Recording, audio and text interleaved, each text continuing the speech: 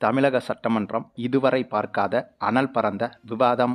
அதாவது தமிழக அரசியலில் தற்போது நடந்து கொண்டிருக்கும் பல சம்பவங்கள் என்பது தமிழக மக்களுக்கு பெரும் தீனியாக அமைந்திருக்கிறது. அதுவும் தமிழக முதலமைச்சராக விஜய் அவர்கள் பதவியேற்றதில் இருந்து பொதுமக்கள் பலருக்கும் மிகவும் பிடித்த விஷயம் என்றால் தினந்தோறும் அரசியலை பார்ப்பதுதான். அந்தளவுக்கு அரசியல் மீதான ஆர்வத்தை ஒட்டுமொத்த தமிழக மக்களுக்கும் அதிகப்படுத்தியிருக்கிறார் விஜய். அதுவும் இன்றைய தினம் என்பது பரபரப்பின் உச்சம் என்றுதான் சொல்ல வேண்டும். ஆமங்க, நடந்து முடிந்த சட்டமன்ற தேர்தலில் தமிழக வெற்றிக் கழகம் வெற்றி பெற்று ஆட்சி அமைத்தாலும் கூட பெரும்பான்மை இடங்களை பிடிக்க முடியாமல் சிறு சிறு கட்சிகளின் கூட்டணி ஆதரவால் தான் தமிழக வெற்றிக் கழகம் ஆட்சி அமைத்திருக்கிறது. அதன் காரணமாக இன்றைய தினம் சட்டப்பேரவையில் பெரும்பான்மையை நிரூபிக்க வேண்டிய அவசியம் உருவானது. அப்படி பெரும்பான்மையை நிரூபித்தால் மட்டும்தான் விஜய் அவர்கள் முதலமைச்சராக தொடர முடியும். இல்லையென்றால் தமிழக வெற்றிக் கழகத்தின் ஆட்சி கவிழ்ந்துவிடும். ஆகவே விஜய் முதலமைச்சர் ஆனதற்கு பிறகு இன்றைய தினம் என்பது விஜய்க்கு மிகவும் முக்கியமான நாளாக மாறியது.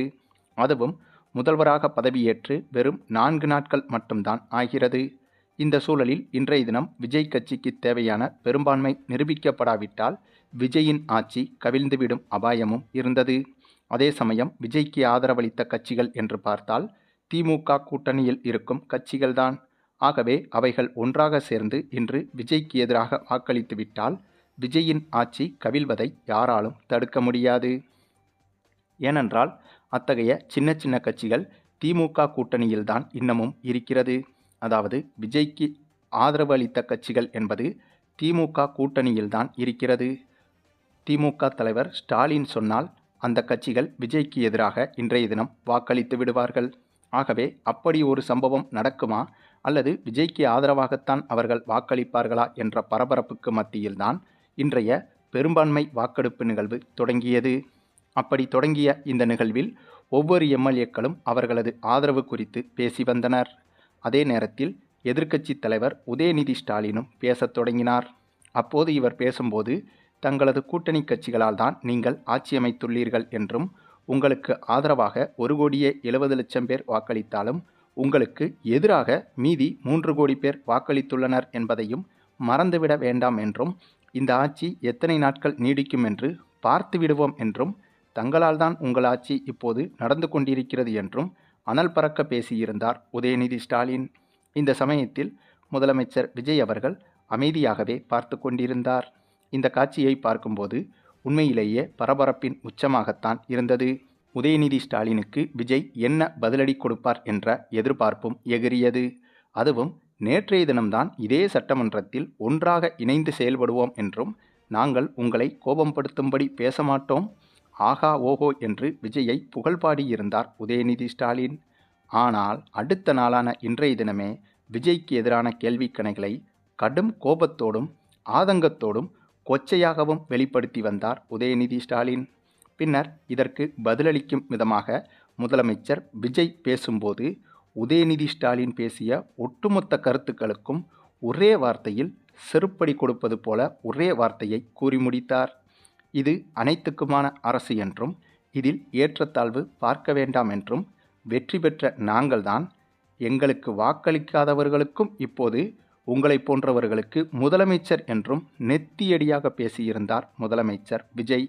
அதாவது அரசியலமைப்பு சட்டத்தின்படி, இந்திய அரசியலமைப்பு சட்டத்தின்படி வாக்களிக்காதவர்கள் வாக்களித்தவர்கள் என்பதெல்லாம் நம்பர்ஸில் வேண்டுமானால் பேசிக்கொள்ளலாமே தவிர இந்திய அரசியலமைப்பு சட்டத்தின்படி பெரும்பான்மையை நிரூபித்து வெற்றி பெற்று முதல்வராக யார் இருக்கிறாரோ அவர்தான் அந்த மாநிலத்திற்கே முதலமைச்சராவார். அதாவது அவர்தான் அந்த மாநிலத்தில் உள்ள அனைவருக்கும் சேர்த்துதான் முதலமைச்சராவார். இந்த விஷயத்தை தான் விஜய் செவிலில் அடிப்பது போல டீசெண்டாக பேசியிருந்தார். ஆனாலும் விஜய் பேசிய இந்த ஒரு கருத்துக்களும் திமுகவினருக்கு வெட்கி தலைகுனிவை ஏற்படுத்துவது போல மாறிவிட்டது. இதன் காரணமாக நாங்கள் இந்த வாக்கெடுப்பில் பங்கேற்கவே இல்லை என்று கூறிவிட்டு உடனடியாக சட்டசபையிலிருந்து ஒட்டுமொத்த திமுகவினரும் வெளிநடப்பு செய்தனர். அதாவது சும்மா இருந்த சங்கை ஊதி கெடுத்தது போல ஆகிவிட்டது திமுகவின் இந்த ஒரு செயல். இதில் ஆச்சரியம் என்னவென்றால் அதிமுக தலைவர்களை சட்டமன்றத்தில் வாய்க்கு வந்தபடி பேசிவிட்டு செல்வது போல விஜயை நோக்கியும் அதே ஆயுதத்தை பயன்படுத்த முயற்சி செய்திருந்தது இன்றைய தினம் திமுக. ஆனால் விஜயின் சாணக்கியமான சாதுரியமான பேச்சு என்பது இன்று ஒட்டுமொத்த திமுகவினருக்கும் செருப்பை கவ்வ கொடுத்து வாயிலேயே அடித்தது போல மாறிவிட்டது. ஆக மொத்தம் இன்னைக்கு போட்ட போட்டுக்கு இனிமே சட்டசபை பக்கமே திமுக வராது என்றும் உறுதியாக சொல்லிவிடலாம். வழக்கமாகவே எதிர்க்கட்சிகள் என்பது சட்டமன்றத்திற்கு வரவே மாட்டார்கள். அப்படியே வந்தாலும் வந்து முதல் நாளாக பேசிவிட்டு எங்களுடைய பேச்சுக்கு சட்டப்பேரவை தலைவர் மதிப்பளிக்கவில்லை என்று கூறி உடனடியாக வெளிநடப்பு செய்து விடுவார்கள். இப்படித்தான் காலம் காலமாக எதிர்க்கட்சிகள் சட்டமன்றத்தை அணுகி வருகின்றனர். ஆனால் இன்றைய தினம் முதலமைச்சர் விஜய் போட்ட போட்டுக்கு இனி சட்டமன்றம் இருக்கும் திசையில் கூட தலை வைத்து கூட திமுகவினர் படுப்பார்களா என்பதை பொறுத்திருந்துதான் பார்க்க வேண்டும். அந்தளவுக்கு இன்றைய தினம் தரமான கொடூரமான செய்கையை செய்திருந்தார் முதலமைச்சர் விஜய்.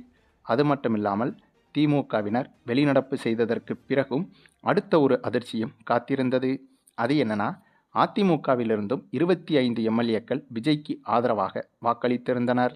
அதாவது கிட்டத்தட்ட விஜய்க்கு 140க்கும் மேற்பட்ட சட்டமன்ற உறுப்பினர்கள் ஆதரவாக வாக்களித்திருந்தனர். விஜய்க்கு எதிராக வெறும் 20 முதல் 25 நபர்கள் மட்டுமே எதிராக வாக்களித்திருந்தனர். ஆகவே நடைபெற்ற இந்த பெரும்பான்மையை நிரூபிக்கும் வாக்கெடுப்பு முறையில் தமிழக வெற்றி கழகம் பெரும்பான்மையை நிரூபித்து முதலமைச்சராக தொடர இருக்கிறது என்பதும் குறிப்பிடத்தக்கது. அதாவது இனிமேல் திமுகவின் ஆதரவு கட்சிகளால் தான் விஜய் ஆட்சி அமைக்கிறார் என்றும் கூற முடியாது. ஏனென்றால் அதிமுகவிலிருந்து ஒன்றல்ல இரண்டல்ல கிட்டத்தட்ட 25 எம்எல்ஏக்கள் விஜய் கட்சிக்கு ஆதரவு தெரிவித்து விட்டனர். இதன் காரணமாக திமுக கூட்டணியில் இருக்கும் அந்த சிறு சிறு கட்சிகளை மொத்தமாக சேர்த்தாலே 10 முதல் 11 எம்எல்ஏக்கள் தான் வருகிறது. ஆனால் இப்போது அதிமுகவிலிருந்து 25 எம்எல்ஏக்கள் வந்துவிட்டதால் இனிமேல் பிசிக, கம்யூனிஸ்ட் போன்ற கட்சிகளின் ஆதரவுகள் விஜய்க்கு தேவையில்லை என்பதுதான் இதில் உள்ள உச்சக்கட்ட ஆச்சரியமே. அதாவது உதயநிதி ஸ்டாலின் பேசிய பேச்சுக்கும் இன்று சட்டமன்றத்தில் நடந்ததற்கும் சம்பந்தமே இல்லாமல் ஆக்கிவிட்டது அதிமுகவின் முடிவுகள். மேலும் முதலமைச்சர் ஸ்டாலின் அளவுக்கு உதயநிதி ஸ்டாலினுக்கு இன்னும் பேசத் தெரியவில்லை என்பதும் இன்றைய சட்டமன்றத்தில் உறுதியானது. சிறுபிள்ளைத்தனமான அவசரப்பட்டு தாட்பூட் என்று பேசிவிடுகிறார். சரி, நீங்கள் சொல்லுங்கள், இன்றைய தினம் உதயநிதி ஸ்டாலினுக்கும் திமுகவுக்கும் செருப்படி பதிலடி கொடுத்து சட்டமன்றத்திலிருந்து தலைதெறிக்க ஓட வைத்த முதலமைச்சர் விஜயின் அந்த ஒரு தரமான செய்கையை பற்றி நீங்கள் என்ன நினைக்கிறீங்கன்னு உங்களுடைய கருத்துக்களையும் கமெண்டில் தெரிவிங்க.